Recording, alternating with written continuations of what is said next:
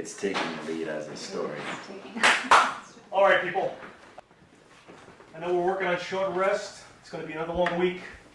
Let's go. Stories, stories, stories. Who wants to start? Well, we're all in agreement here that basically, hands down, the biggest story right now is this growing python epidemic. No pun intended. Well, but in all seriousness, this is a story that's been kind of slipping through the cracks a bit, and it's just now starting to make a mark on the national news front, but no one still has truly broken the story open. I'm interested. Tell me more. Well, as you might know, the python is a highly invasive species, and it's in the area now because of pet owners that have released it after it's gotten too big, and also because of the reptile facility on the outskirts of the Florida Everglades that was ruined after Hurricane Andrew back in '92. So now here we are 20 years later with a huge python problem and an escalating population that seems to be in the numbers of hundreds of thousands. Yeah, unfortunately there's no exact number, so it's impossible to really tell. Pythons can live up to 35 years, and females reproduce every other year, lay up to 100 eggs at a time. Yeah, in fact, just recently I spoke with a witness who said they saw a python eat an entire deer. The whole thing? Head to hoof. Native species didn't really fear the pythons because they didn't recognize them as a native threat. What about the kings of the swamp, the American alligator? Pythons are eating them too. They're rising so rapidly to the top of the food chain that with so many endangered species in the Everglades, the state of Florida has declared an all-out war on these pythons. The Python War has a nice ring to it. I like it. Write that down. And didn't you just cover animal population in the glades? Yes, I did. It's currently in post, and the numbers look grim.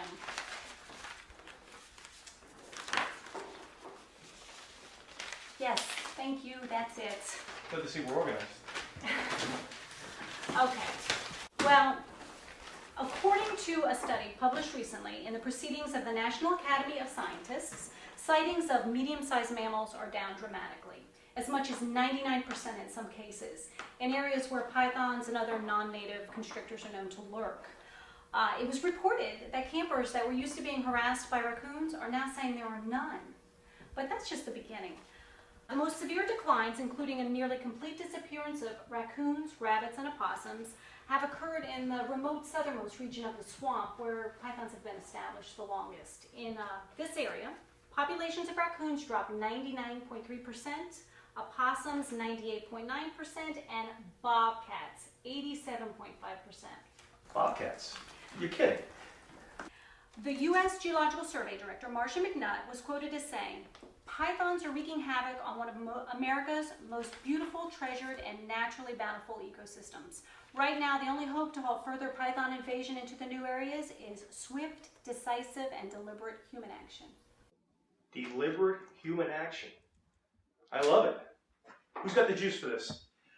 Well, I've done some research and I discovered this relatively low-key organization. It's called TAP, the Alliance Art Project. They look at the various endeavors and situations of significance that they want to be involved in. They set up operations and they direct all their available resources to the project as deemed necessary. So they're supposedly sending in a team to further observe and assess this python epidemic. I also read about this. There was an article in the Sun Sentinel a few days ago. TAP has set up a new organization called the Everglades Wildlife Alliance with posts set up throughout Dade and Broward counties. What do they mean by team? Do we know who these people are? Funny you should ask. Remember the Bass Brothers? My day keeps getting better and better. Yeah, last time they were in town, what, 40 arrests at the melee at that Broward Airboat Club? Another dozen swamp vehicles destroyed. I mean, the fishing industry down here was torched for weeks after they arrived. The Bass Brothers are a disaster and nightmare for anybody and anything they encounter. It's going to be a ratings extravaganza. Well, we're going to be seeing a lot of them. They're going to be working 24/7 with the Everglades Wildlife Alliance as mercenaries. Hired guns, if you will. Well, I guess it's good that somebody is doing something about the invasion of pythons. But with the Bass Brothers, we're going to be working a lot of overtime. Aww. Good job, people. Let's stay on this. Let's cover the story. And somebody get me footage of the Bass Brothers in the swamp.